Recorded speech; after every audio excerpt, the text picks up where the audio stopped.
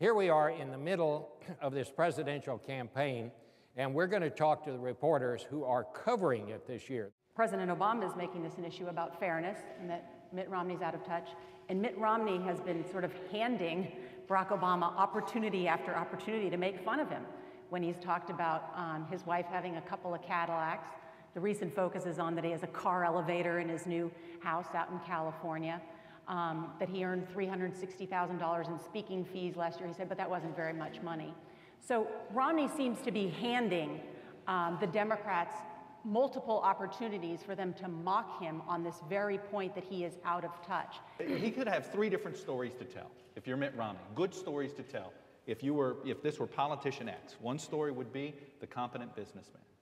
One story would be the man of deep conviction and deep faith. And one story would be as governor of Massachusetts. Well, here he is in this unique position. Can't talk about faith because of the evangelical suspicion about Mormonism. This is a major part of his life, mind you, okay? A good 14, 15 years as head of the Mormon church in Boston, essentially. They call them the presidents. This is where he did emotionally connect to people. Can't tell those stories. He's trying to a little bit, but struggles.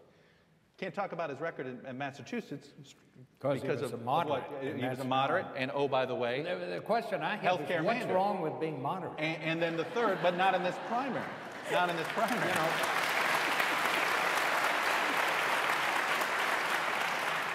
You clearly don't have to worry about cable TV ratings. And the third story, the competent businessman, was the narrative they wanted to tell, and then remember the whole Bain Capital and Gingrich went after it, and I don't think he has been shell-shocked. President Obama is not particularly good at the handshaking and the backslapping either. He's a little bit better at it than Mitt Romney. He's a law professor. But he's a law professor. He's an academic. And actually, in 2008, I covered Obama on the campaign trail, and this would happen quite often, and it's starting to happen again, which is he gives a speech in an auditorium where everybody's standing up and they've been there for hours. Inevitably, in the first 15 minutes, somebody faints. And the reaction of President Obama, you'll see it probably next time you turn on MSNBC. The reaction from President Obama is one that I know in 2008 and I assume in 2012 makes his aides cringe, which is, she'll be fine, no big deal, it's no big deal, she'll be And in fact, Bill Clinton would have given mouth to mouth. Depends what only if she had blonde hair. He would have been honored. And in fact, he would in 2008. And even currently today, he expresses irritation that the people come to hear him haven't had something to drink. Had enough to drink. Aren't hydrated enough. These are, by the way, usually people of slightly advanced years that are fainting.